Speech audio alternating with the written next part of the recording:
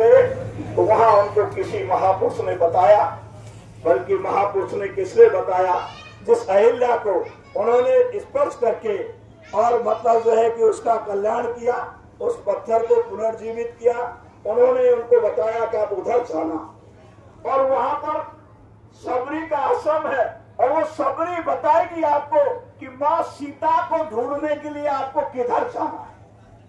और सबरी का आश्रम ढूंढते ढूंढते जब मर्यादा पुरुषोत्तम राम सबरी के आश्रम पर पहुंचते हैं और पहुंचने के साथ में किस तरह की दीवानगी और सबरी माँ को आती है, किस तरह से आरती उतारने का काम करती है, फूल बरसाने का काम करती है और उस जंगल के अंदर बेल जो उसने रख रखे थे उस बेरों को चाक चाक करके अपने प्रभु को खिलाने का काम कर रहे थे।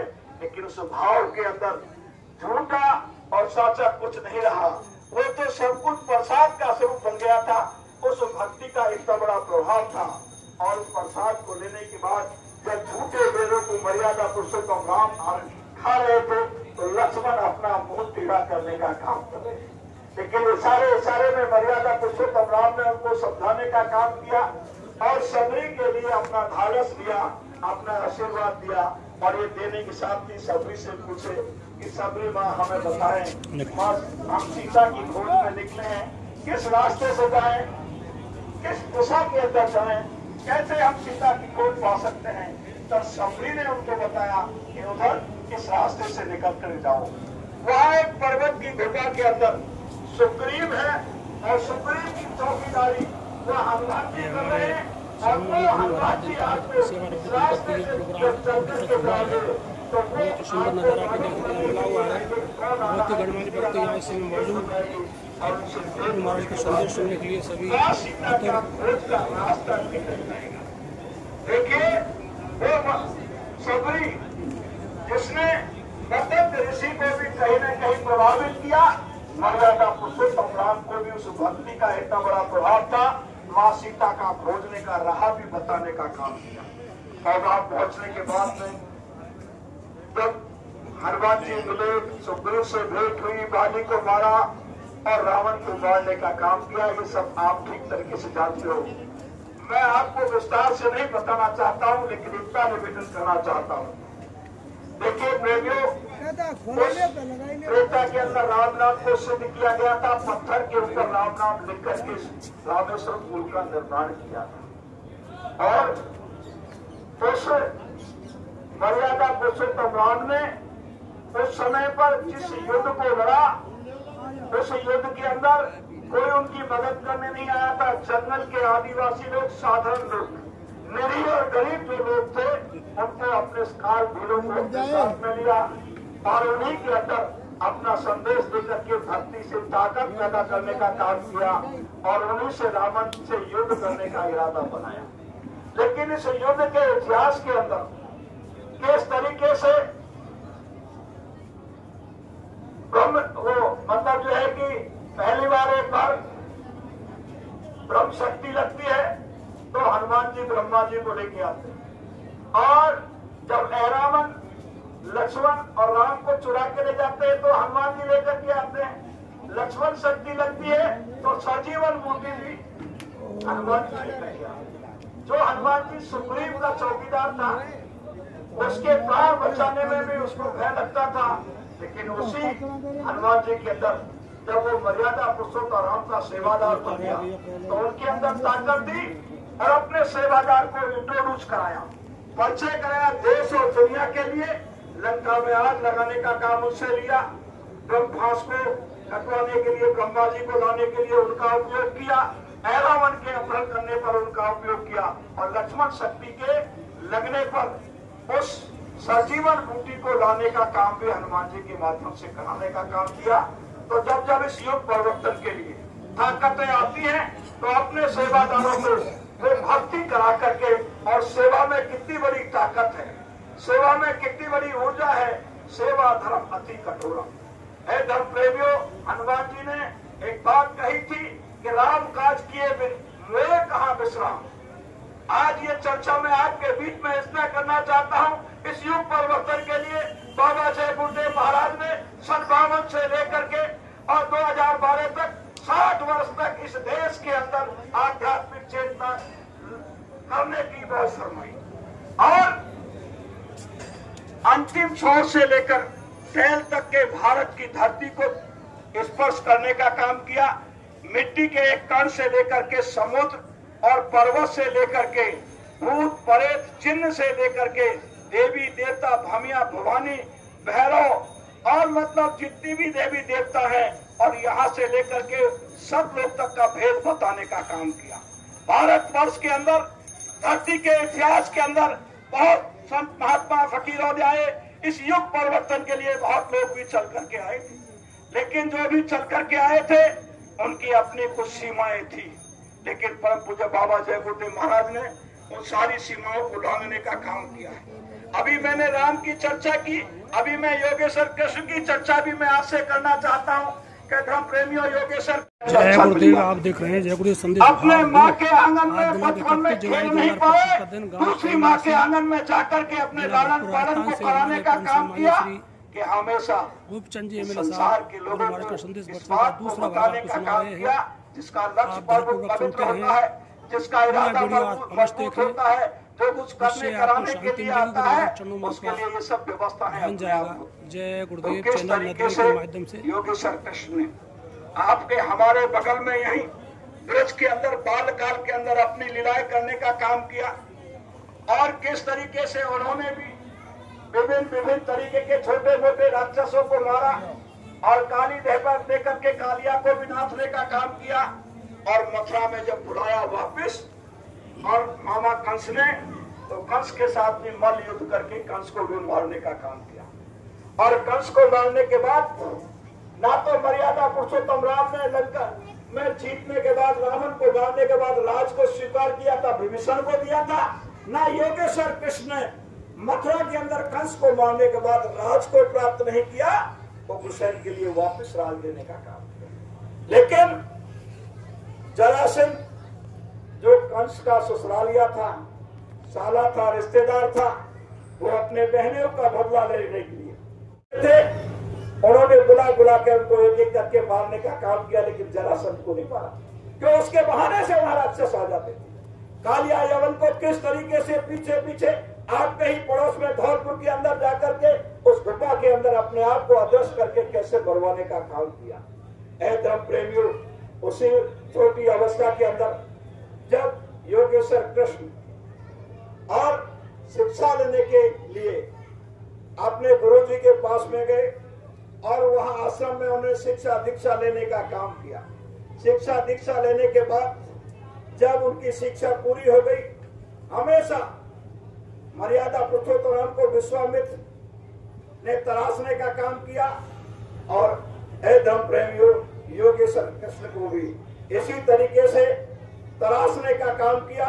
उनको भी आश्रम में पढ़ाया लिखाया। जब वो तैयार हो गए थे और तैयार होने के बाद में जब उनको जाने की तैयारी हुई तो उनके गुरु महाराज ने कहा कि आप जरा थोड़ा दूध लेकर के आओ 5 किलो, और इस 5 किलो दूध में 250 ग्राम चावल डालिए, बॉइल करके इसका खीर बनाओ और पूरा ठंडा करके इस खीर को पूरे बदन पे लगा लो। हे धर्म प्रेमियों, योगेश्वर कृष्ण ने पूरी खीर को अपने शरीर पर लगा लिया, लेकिन तलुओं में नहीं लगाया। जब आया अपने गुरु के सामने उसका पूरी खीर शरीर में लगा ली और कुछ बचा है कि हुजूर अब कुछ नहीं बचा है। तो उसने कहा ये गलती हो गई, यदि तलुओं में तूने खीर को नहीं लगाया, पूरा शरीर आपका वज्र हो गया, लेकिन जब कभी इस दुनिया से जाने का सवाल पैदा होगा तो आपके पैर में चोट लगेगी और पैर के निशाने से जाना पड़ेगा। वहां से निकलने के बाद आश्रम से बाहर योगेश्वर कृष्ण बैठे और बैठने के बाद दाऊ ने कहा कि अब तो बैठ रहे हो, पर इस कुटिया में थोड़ी देर रेस्ट कर लो, मुझे किसी और का इंतजार है। उस समय परशुराम जी आए और परशुराम जी ने आकर के योगेश्वर से कहा कि योगेश्वर बहुत बजानी बांसुरी, अब बांसुरी से काम चलने वाला नहीं है। अब ब्रज के लोग तुमसे परेशान हैं, जरासंध रोज झगड़ा करता है, तुम्हारे कारण आक्रमण करता है। ब्रजवासी आपको ब्रज में रखना नहीं चाहते, इसलिए अब बांसुरी को उठाकर रख दो। अब सुदर्शन चक्र से आप पापियों का विनाश करके और धर्मात्माओं की रक्षा करके धर्म की स्थापना करने का काम करेंगे। धर्म प्रेमियों, सुदर्शन चक्र को लेकर के जब वापस लौट के मथुरा आए तो ब्रजवासियों ने कहा कि योगेश्वर तुम मारते नहीं हो जरासंध के लिए, रोज आकर के ये आक्रमण करता है और हमको परेशान करता है, हम तंग आ गए, आप यहाँ से रुखसत हो। धर्म प्रेमियों, तब वहां से योगेश्वर कृष्ण इधर जाते हैं दक्षिणी गुजरात की तरफ, और दक्षिणी गुजरात में जब जाते हैं पहाड़ की एक वाल के अंदर बैठ जाते हैं। जरासंध को पता लगता है, जरासंध वहीं आक्रमण करने का प्रयास करता है। योगेश्वर कृष्ण बलदाऊ, कुछ ब्रजवासी उनके साथ में पहाड़ की चोटी पे दौड़ के चढ़ जाते हैं, कुछ ब्रजवासी नीचे तमाशा देखने लगते हैं। मई जून का महीना था, पहाड़ में आग लगा दी जाती है और समझता है जरासंध और संसार के लोग भी यही समझते हैं कि योगेश्वर कृष्ण बलदाऊ इस पहाड़ में जल करके खत्म हो गए। लेकिन अपनी योग शक्ति से वो चले गए और जाकर के उन्होंने जाकर के अलग से अपना एक शहर, अपना राज बना करके खड़ा कर दिया। और बड़े लंबे समय के बाद में लोगों को इस बात का पता लगा कि योगेश्वर कृष्ण गया नहीं है। वहां पर जो ब्रजवासी लौट के आए थे उन्होंने आकर के और मतलब जो है कि मथुरा में योगेश्वर कृष्ण की तेरहवीं की थी। उनको ये कल्पना नहीं थी कि उन्होंने कोई द्वारका बसा ली है, तो कहीं द्वारका में जाकर के अलग से अपना स्टेट बनाया है। बहुत वर्षों के बाद में पता लगा कि द्वारका के अंदर योगेश्वर कृष्ण ने अपनी व्यवस्थाएं कर ली है और उसके बाद वहां से अपना मूल स्वरूप दिखाने का काम किया। वहीं उन्होंने अपना रुक्मिणी के साथ में विवाह किया और वहीं से वो पांडवों के संपर्क में आए। वहीं उन्होंने महाभारत का रोल अदा किया, वहीं से पांडवों को संरक्षण देने का काम किया। पांडवों को युद्ध लड़ने के लिए 12 वर्ष जंगल में रहना पड़ा, 1 वर्ष अज्ञातवास में रहना पड़ा। जब कभी परिवर्तन का समय आता है तो इस तरह की परिस्थितियों से गुजरना पड़ता है। ये इतिहास में इसलिए आपको समझाने का काम कर रहा हूं। धर्म प्रेमियों, महाभारत के अंदर योगेश्वर कृष्ण ने जैसे मर्यादा पुरुषोत्तम राम ने हनुमान जी को, अंगद को विभिन्न संदेश वाहकों को भेज करके रावण को समझाने का काम किया, योगेश्वर कृष्ण ने भी उनके 12 साल का वनवास, 1 साल का अज्ञातवास पूरा होने के बाद उन्होंने कौरव से दुर्योधन से 5 गांव मांगने तक पर आ गए, लेकिन नहीं सूझ की नौकी बराबर दी। परिणाम भयंकर हुआ और दुनिया के सारे ताकतवर लोग एक मैदान के अंदर आए। लाखों करोड़ों का 18 दिन के अंदर वारा न्यारा हो गया। तो प्रेमियों, कहानी यहाँ पूरी करना चाहता हूँ कि थोड़े समय के अंदर वहां प्रहलाद ने हिरण्यकश्यप का वध की परिस्थितियां पैदा की और 30 दिन एक मैदान के अंदर इकट्ठा होकर के राम रावण का युद्ध हुआ। 18 दिन के अंदर महाभारत के अंदर करोड़ों लोगों का वारा न्यारा हो गया। सबके मर जाने के बाद में धर्म प्रेमियों, अंत में कौरव सब मर गए थे और पांडवों के भी जो नई पीढ़ी के बच्चे थे उनका भी सबका समापन हो गया था। केवल एक गर्भ के अंदर बच्चा था, एक ही बालक गर्भ के अंदर बच पाया था कि इस युग परिवर्तन के टाइम पर धर्म और अधर्म की राय पर कितना भयंकर विनाश होता है। और उस विनाश की परिस्थिति के लिए पूज्य बाबा जय गुरुदेव महाराज ने हमको आपको सचेत करने का काम किया है कि देखिए धर्म प्रेमियों, सतयुग में हरि नाम, त्रेता में राम नाम, द्वापर में कृष्ण नाम को सिद्ध किया गया और कलयुग के अंदर इस जय गुरुदेव नाम को परम पूज्य बाबा जय गुरुदेव महाराज ने सिद्ध किया है। और जब हम गुरु परंपरा को भूल गए, जब हम लोग गुरु की मर्यादा को तोड़ने लगे, जब हम गुरु और समाज की सारी ताने बाने बिखरने लगे, माता बहन और देवियों को पहचानने में भूल करने लगे, सामाजिक सारे मर्यादाओं को ताक पर रखने का काम कर दिया। अरे 7 कन्याएं मरी थी, योगेश्वर कृष्ण को धरती पर उतरना पड़ा। आज इस धरती के ऊपर सूर्य निकलने से छिपने तक एक दिन के अंदर कितनी कन्याओं की मौत का समाचार आपको अखबार, रेडियो और टीवी के माध्यम से मिल जाता है और जिनकी सूचनाएं नहीं मिलती वो कितनी घटनाएं होती है। इसलिए धर्म प्रेमियों, आज इस संदेश को देने के पीछे हम आपसे ये निवेदन करना चाहते हैं कि युग परिवर्तन का समय नजदीक है। इस युग परिवर्तन के लिए बाबा जय गुरुदेव महाराज ने इस जय गुरुदेव नाम को सिद्ध किया है। ये जय गुरुदेव नाम इस कलयुग के अंदर सुदर्शन चक्र का काम करेगा। कलयुग के अंदर केवल 100 वर्ष की उम्र रह गई है। द्वापर के अंदर आदमी की उम्र 1000 वर्ष थी। उस समय पर 11 इंसान हुआ करता था, और त्रेता में मन की आकृति घोड़े के समान, और द्वापर के अंदर मन की आकृति बकरी के समान, और कलयुग के अंदर मन की आकृति चींटी के समान होती है। बहुत छोटा मन होता है, लेकिन उसको कहीं रोक नहीं पाओगे, बांध नहीं पाओगे। ऐ धर्म प्रेमियों, इस कलयुग के अंदर आप उन पुराने युगों की साधना करने का काम करोगे तो आपको समय बहुत कम मिला है। आपको सांस तो 96 करोड़ द्वापर में थे, 96 करोड़ त्रेता में थे, 96 करोड़ सतयुग में थे, कलयुग में भी 96 करोड़ है। लेकिन अब आदमी की उम्र, आदमी की लंबाई रह गई सारी 5 फुट, और धोखनी के तरीके से आदमी का सांस चलता है। और बड़े अल्प समय के अंदर हमारे खान पान के कारण, हमारे भोग विलास के कारण, हमारे चरित्र हनन के कारण, हमारे वैचारिक गिरावट के कारण हमारे श्वासों की स्पीड बढ़ जाती है, और वो 96 करोड़ सांस बड़े अल्प समय के अंदर पूरे होने की स्थिति पैदा हो जाती है। ऐ धर्म प्रेमियों, इस कलयुग के अंदर कलयुग को विदा करने के लिए और कलयुग के अंदर सतयुग की स्थापना करने की मौज लेकर के परम पूज्य स्वामी जी महाराज आए। इस कलयुग में सतयुग आने का इशारा बहुत सारे संत महात्माओं ने कहा, प्रोफेसर हरार ने कहा, एंडरसन ने कहा, कीरो ने कहा, कितने ही मतलब जो है कि विदेशी भविष्यवक्ताओं ने चर्चा करने का काम किया। मोहम्मद साहब ने कहा 14वीं सदी के बाद जब सड़कें काली हो जाएंगी, मोहम्मद साहब के टाइम पर मिट्टी की सड़कें बनती थी, उस समय काली सड़कें नहीं हुआ करती थी, तो उन्होंने इशारा किया 14वीं सदी के बाद जब सड़कें काली हो जाएंगी और उस समय पर इस दुनिया के अंदर कोहराम मचेगा, लोग अपने रूहानियत से दूर चले जाएंगे, भारी नर का संहार होगा। उस समय भारत की भूमि के अंदर एक बहुत बड़ा विलक्षण महापुरुष सफेद वस्त्रधारी पैदा होगा, बहुत बड़ा तूफान आएगा, पूर्व से पश्चिम की तरफ चला जाएगा, हाथी तक उड़ने की स्थिति पैदा होगी, और उस विनाश के बाद में एक नए युग का सूत्रपात होगा।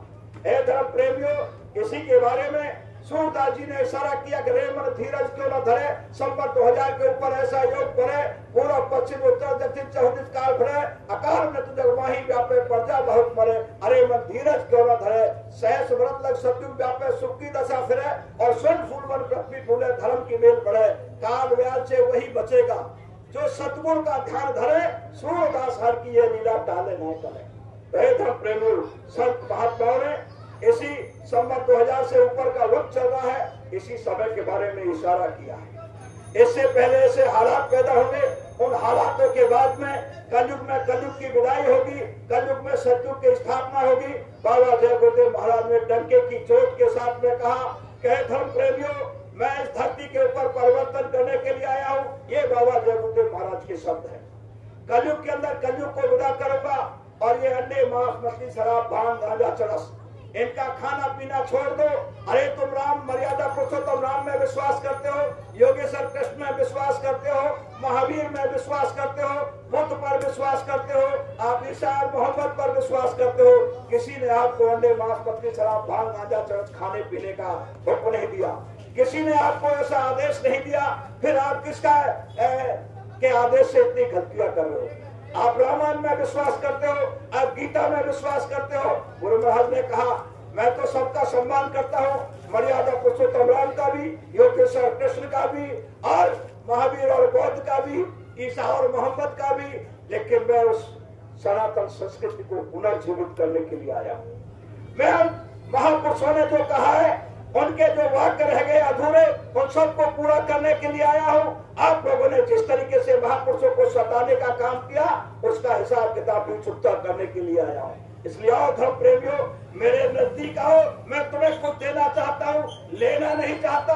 आने वाली भयानक बीमारियों से बचाना चाहता हूँ, प्राकृतिक प्रकोपों से बचाना चाहता हूँ, तुम्हारी खेती दुकान दफ्तर नौकरी व्यापार में बरकत देना चाहता हूँ, और तुम्हारे ये नौजवान पीढ़ी जिसके अंदर मेरे परिवार का भविष्य छिपा हुआ है, मेरे गांव का भविष्य छिपा हुआ है, मेरे जिले का भविष्य छिपा हुआ है, मेरे प्रदेश का भविष्य छिपा हुआ है, मेरे देश का भविष्य छिपा हुआ है। ये नौजवान पीढ़ी आगे इस भारत का भविष्य, इस दुनिया का भविष्य कहीं आपको देखने को मिलेगा तो इस युवा पीढ़ी के अंदर मिलेगा। इसलिए इस युवा पीढ़ी के अंदर संस्कार डाल दो, इनको शाकाहारी सदाचारी बता दो, इनको रामकृष्ण महावीर बौद्ध गीता रामायण और उपनिषद और वेदों की संस्कृति को सिखाने का काम कर दो, इनको मानवता का पाठ पढ़ाने का काम कर दो।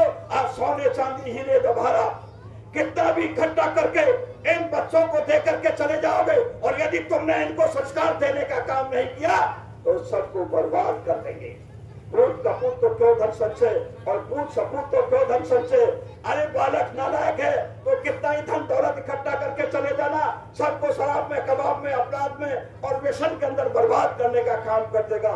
और यदि आपने संस्कारवान बालक पैदा कर दिया और उसके अंदर चरित्रवान बालक को तैयार करने का काम कर दिया, तो वो धन और दौलत और वैभव की व्यवस्था अपने आप कर लेगा। इसलिए आपके घर में धन दौलत आए, वैभव बढ़ने लगे, ये माता बहन और देवियां, जंगल और गांवों में रहने वाली आदिवासियों की माता और बहनें यहाँ से लेकर के यहाँ तक हीरे और जवाहरात से जड़ी रहेंगी। 1 बीघे के अंदर 100 मन गल्ला पैदा होगा। ऐसा समय लाने की तैयारी कर रहा हूँ, और सतयुग की तैयारी के लिए तुम अपना आचरण बदलो, तुम अपना आचरण बदल लो। अंडे, मांस, मछली, शराब, भांग, गांजा, चरस ऐसे अखाद्य वस्तुओं को खाना पीना छोड़ दीजिए। और धर्म प्रेमियों, हम ये नहीं कहते कि आप लोग किसी का मान ना छोड़ दो, परंतु स्वामी महाराज सबका सम्मान करते हैं, लेकिन ये जरूर आपसे हम कहना चाहते हैं कि आप राम नाम के साथ में यदि जय गोतेल नाम लोगे तो आपको लाभ मिलेगा। योगेश्वर कृष्ण के साथ में भी आप जय गोतेल नाम लोगे तो आपको लाभ मिलेगा।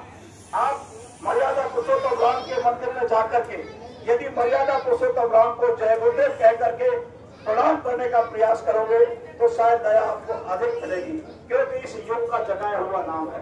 कलयुग केवल नाम आधारा, समर समर न विपरीत पारा, नाम रहे संत बिना नाम न सीना।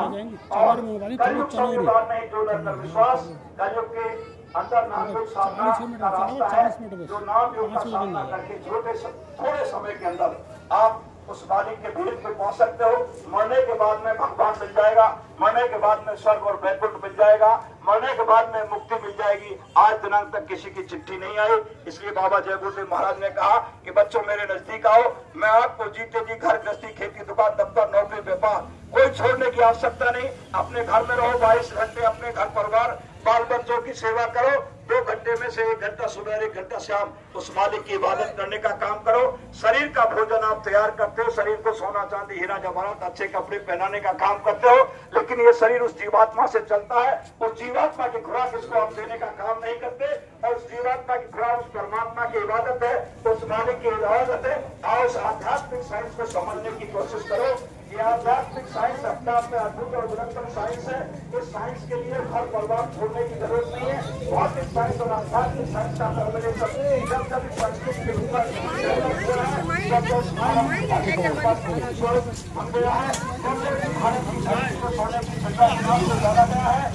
गाँव खेमासी, तहसील उज्जैन, जिला भरतपुर, राजस्थान से आज दिनांक 31 जुलाई 2025 का दिन हमारे गुरु प्रेमी श्री राम रतन जी का आज सेवानिवृत्ति का दिन।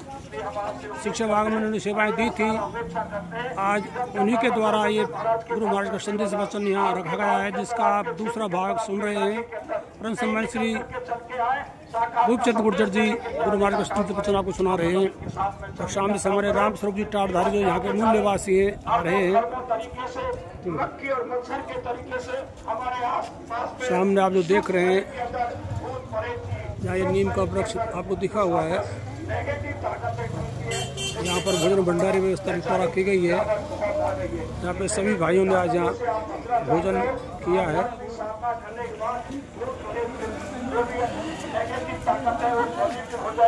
हमारे बाढ़ साहब पंच पटेल जो भी यहाँ से विदा होके जा रहे हैं।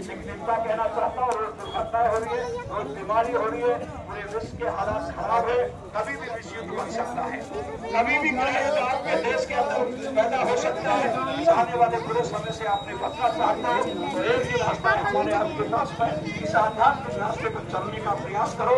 आप लोगों ने नामदान दे रखा है, और प्रेमियों से विनम्र निवेदन है कि आप लोगों का साधन भजन बने न बने, लेकिन आपको 1 घंटा सुबह 1 घंटा शाम को बैठने की बाध्यता जरूर पैदा करनी है।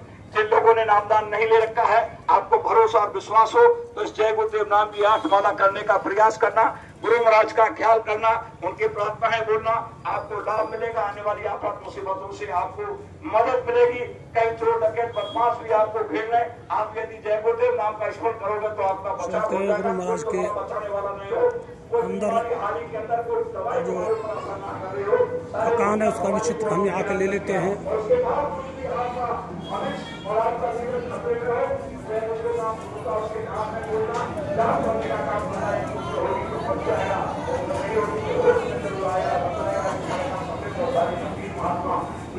चलाने के लिए खड़े आप पानी में डूब जाओ, जिंदगी का सहारा न मिले, अंदर में जय गुरुदेव नाम का जाप करना, कोई न कोई परिस्थिति पैदा होगी, किनारे से आपको फेंक दिया जाएगा।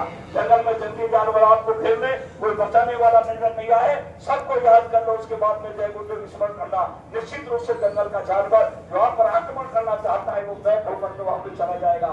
इस तरह का अद्भुत विलक्षण इस कलयुग का जगाया हुआ जय गुरुदेव नाम है और ये इस युग परिस्थिति का नाम है।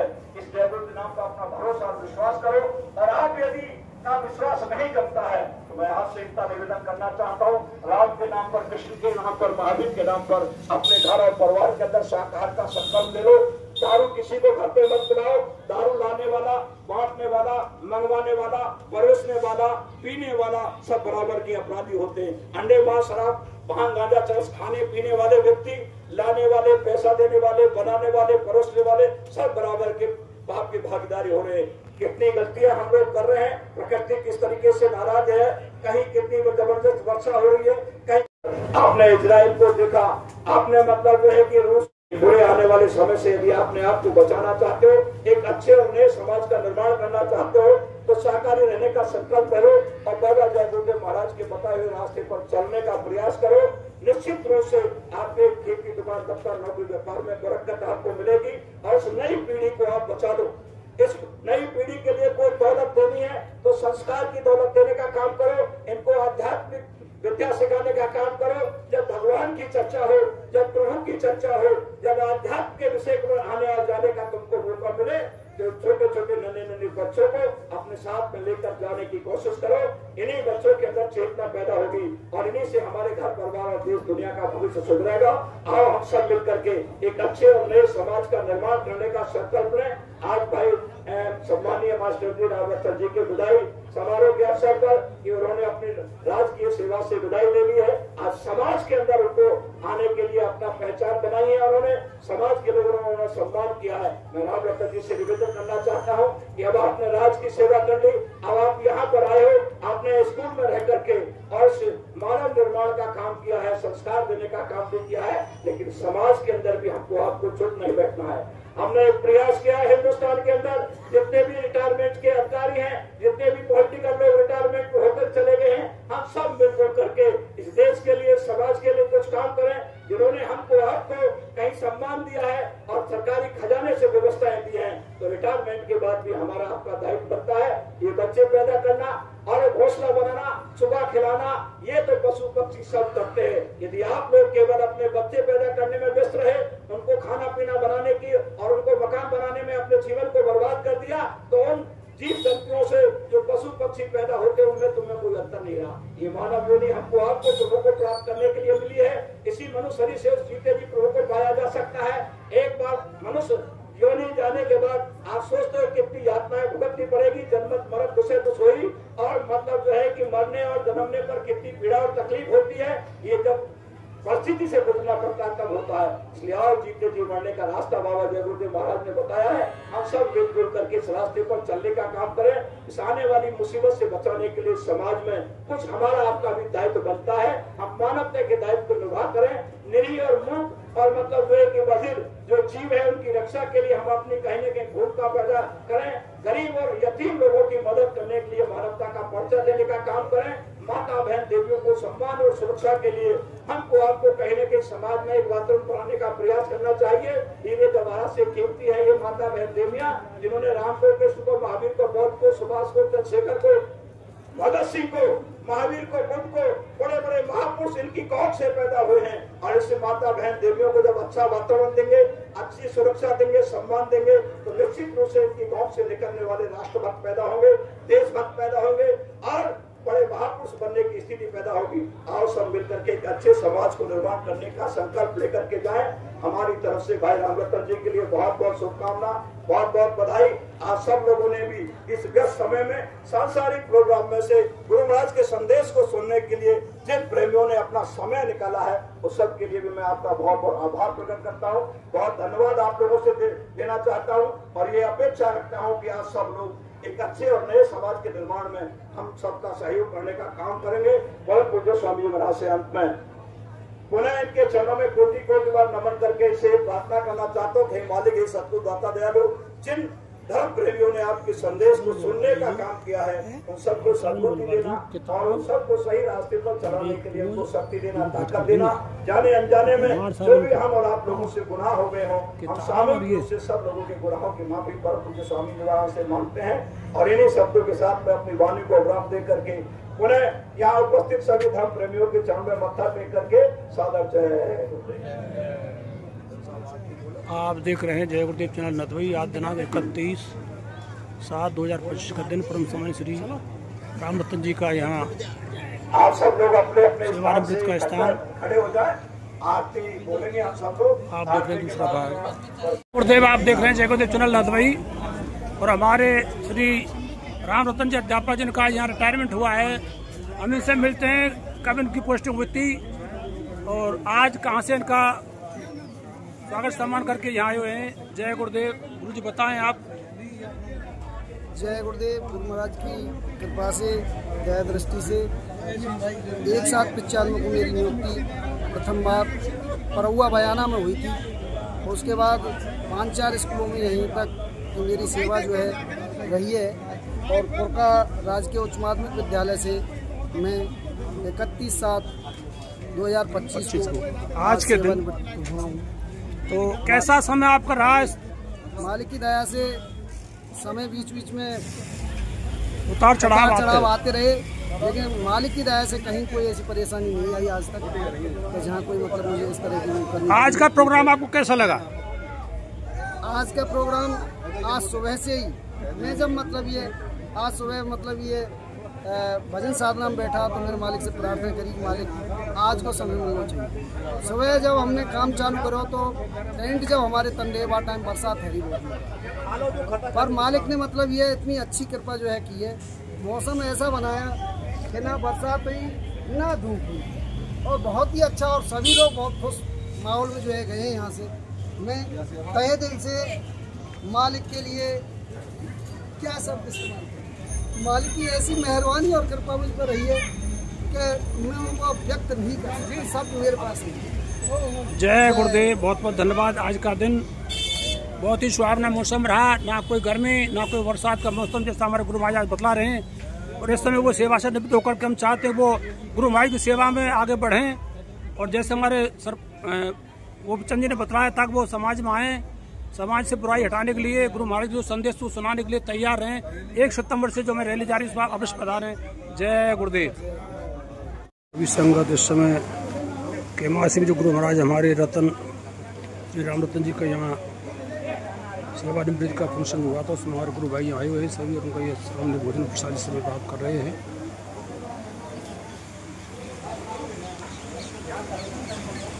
सारी संगत आप देख रहे हैं इस समय भोजन पे प्रसाद प्राप्त करते हुए। जय गुरुदेव। जय गुरुदेव।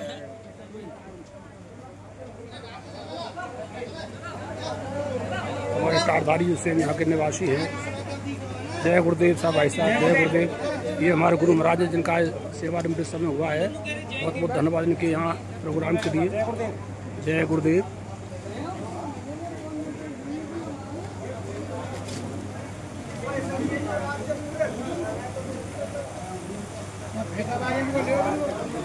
बेटा बारे को लग रहा है।